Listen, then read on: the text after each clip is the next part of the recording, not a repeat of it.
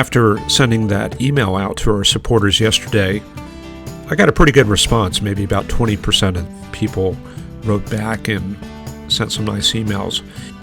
And I'll try to reply to those over the next week or so. But that support is definitely appreciated. Fair skies here in Texas. A little bit of cumulus up there at about 4,000 feet. Not much surprise there.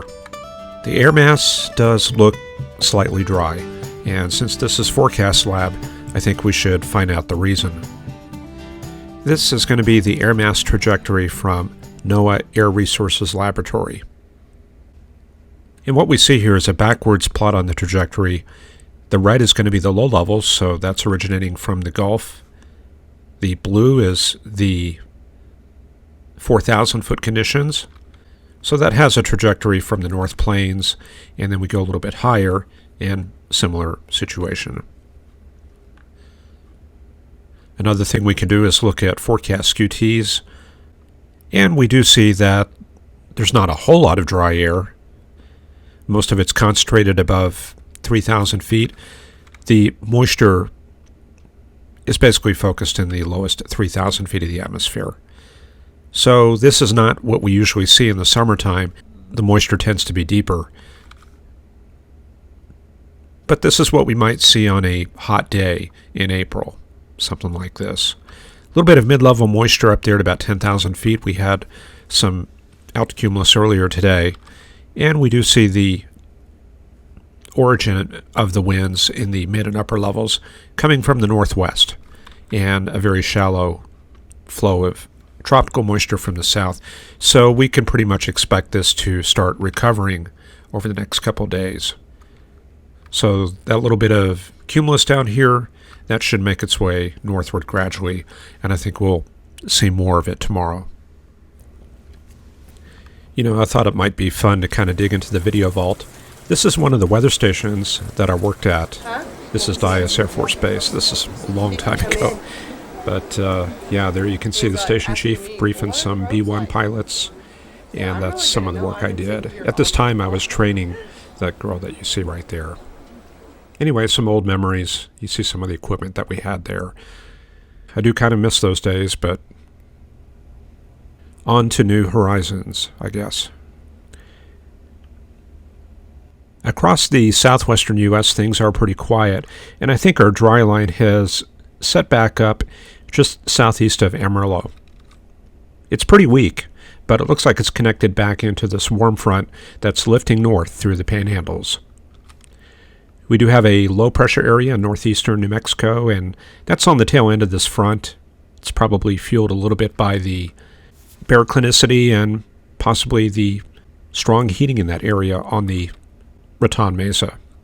The moisture still looks pretty weak in New Mexico and Arizona, with low 50s dew points in the Rio Grande Valley and 20s and 30s up to the north. We're only going to see thunderstorms up on the higher mountains. We have a new front moving through northwestern Nevada, and 60s and 70s back in behind that. The visible satellite imagery for this afternoon does show the progressive flow across the western U.S. A lot of thunderstorm activity in the mountains of Colorado once again, and it looks like some of it is developing on the Palmer Divide southeast of Denver. Out in Oklahoma and Texas, we see some elevated activity from convection last night. Don't see any well-developed cumulus in there, so that's going to be a massive region of cirriform clouds and mid-clouds that gradually drifts southeast. Looks like things are getting active in the northwest once again. You can kind of make out a cyclonic circulation kind of like that. And that represents the flow in the mid and upper levels of the atmosphere. It appears there's also enough vertical motion to destabilize the environment over the Bitterroot Range and the northern Rockies there. Lots of cumuliform clouds, towering cumulus, and small cumulonimbus going up in that region. There's the surface map in the northwestern U.S., and that shows that frontal system moving into western Montana, southern Idaho. It looks like out ahead of it there's a dry air mass, enough to kind of give us a dry line from North Dakota up towards central Saskatchewan, and low 60s all along the length of that dry line. So assuming there's enough upper level lift, there could be storms along that boundary. The main problem, though, it appears that there is just not enough depth to that moisture, and you can see up in Saskatchewan, it's just about clear, so that's going to be a big problem. However, there is some indications of upper level lift approaching the area. You can see that little vortex right there in southern Saskatchewan and a larger area of lift moving northeast. So I think maybe, if not today, tomorrow could be active in the prairies and North Dakota. So we've been talking about upper level lift working on the Montana area, the Bitterroot Range. This is the 500 millibar heights and vorticity. This is up in the mid-levels of the troposphere. And what we see here, let's start out with the long wave pattern. We see a big ridge. This is where the large contours kind of bend to the north. That's running from the high plains up to Saskatchewan. And then we have a trough, very large trough offshore. And again, I'm looking at the large-scale bending of those height contours. Basically, anywhere in between that trough and the downstream ridge, that's a potent area for upward motion. And then superimposed on that, we see short waves. There's a very large one there, moving into Calgary and Glasgow. Here's another one from Spokane out towards Yellowstone. And possibly another right here, and there's probably a weak one out ahead of it. And these are waves that kind of chisel away at the stability in the atmosphere. They help steepen the lapse rate, and they help produce upward motion, like large-scale upward motion on the scale of centimeters per second, which is not very much. It's not enough to actually trigger storms, but it's enough to weaken any caps, destabilize the atmosphere, and get rid of any inversions, and that is actually pretty important. Now, superimposed on this, there are some shortwave ridges. You don't hear about these very often. There's probably another one right there. But those are suppressed in this kind of environment, and it's really the troughs that are important.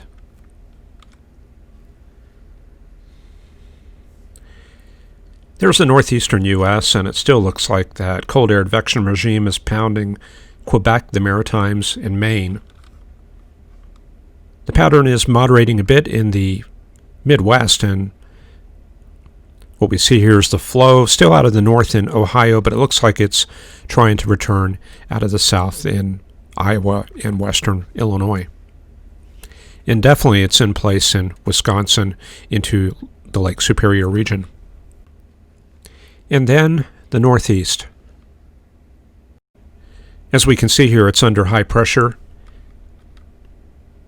Let's take a look at a representative sounding, maybe in the Watertown, New York area, and let's try another one at Madison, Wisconsin. I know we're always looking at soundings in Texas, so let's take a look in those regions, and we'll start out with the New York one. Okay, we know that this is in a cold air advection regime. However, it looks to be dying down. West-northwest flow about 5 knots, and it looks like the upper level ridge is passed because we're now under southwesterly flow aloft. And you can see the dry air in the low levels and a very prominent inversion as the warmer air starts building into that region in the mid-levels. Then moving out to Wisconsin, we'll pull up the Madison forecast sounding. And this shows the southerly flow starting to get set up there. Hasn't had much time to build in, so the profiles are very similar to New York there. But we would expect to see the moisture start coming up into the 60s as we get into tomorrow and Saturday. And while we're on a roll here, let's go all the way down to the Southeast US and look at Atlanta. And there we can see lots of moisture, 70s near the surface, but very important, the moisture does taper into the 60s and 50s with height. So that means as we get heating and start mixing that air mass, we're going to start bringing dry air down to the surface, and that's going to have a negative impact on convective development. It's not enough to stop these towers up here, but the coverage of activity throughout the southeast is very low. And we can shift the sounding out towards Alabama, and we should pick up more of that dry air there. 60s instead of 70s, tapering with height and plenty of dry air aloft. So that's going to help increase the decapes for any storms that do go up. There's that decape there at 1100. Now, of course, the Atlanta area appears to be getting a helping hand from this baroclinic low and frontal system. So a lot of the activity there is probably being triggered along that boundary. The dry air coming back in behind that cold front, and then out to the east, a very moist air mass. And if we look at soundings out there, let's try the Savannah area. So we have 70s dew points through the lowest 3,000, 4,000 feet of the atmosphere, and then we progressively bring in drier air with height. This is not a huge amount of tropical moisture, but it is a respectable depth, and we can see very little convective inhibition in that column. Here's a quick look at the conditions up in Canada. Yeah, we do have lots of cold air in the high Arctic. I see lots of 30s in that region, but you go down to the Hudson Bay area, 84 at Fort Severn, and 82 at this one other station here on the west coast of James Bay. And I've been seeing that almost daily while preparing these weather maps. They're getting a bit of a heat wave there in northern Ontario, and I think that's affecting a lot of those First Nation communities in those areas. I know they don't have a whole lot of air conditioning, so it's probably a bit brutal to deal with that, plus a lot of the moisture coming up off the muskeg ground and the mosquito problem. It's probably not pleasant at all. And yeah, there's a 77 right up there. So some areas of the Arctic are warming up, but Alaska looks very seasonal. In fact, maybe a little bit on the cool side, with lots of 60s and a few 50s. And there's a quick look at Europe. I know that some of our viewers have been kind of pressuring us to cover Europe. The problem is that the more geographical areas that I cover, the more complex the show gets and the more stuff I have to track. But, we will try to work on this from time to time. This afternoon, I do see lots of 80s and a few 90s there in France, 95 right there in the western part of France, and 80s showing up in the London area. So definitely some warm weather in spite of what looks like an old stagnating polar high in the Baltic regions. It looks like a combination of dry air coming from that high. That dry air doesn't have much specific heat, so it tends to warm very quickly. And we've probably got an upper level ridge covering the area. Maybe lots of warm air aloft in subsidence. And I think that's probably all that needs to be said. It is kind of ironic, if you want some relief, you just go down to southern Italy where there's nice 70s in place. All right, that's about all for this edition of Forecast Lab. I do want to try to get this out quickly, so I'm not uploading it at 5 p.m. And welcome to the show to Carlisle Witherell, one of our newest supporters. Thank you for helping our program. Anyway, hope you all enjoyed it. Thank you for watching, and we will see you tomorrow for the Friday edition. Bye-bye.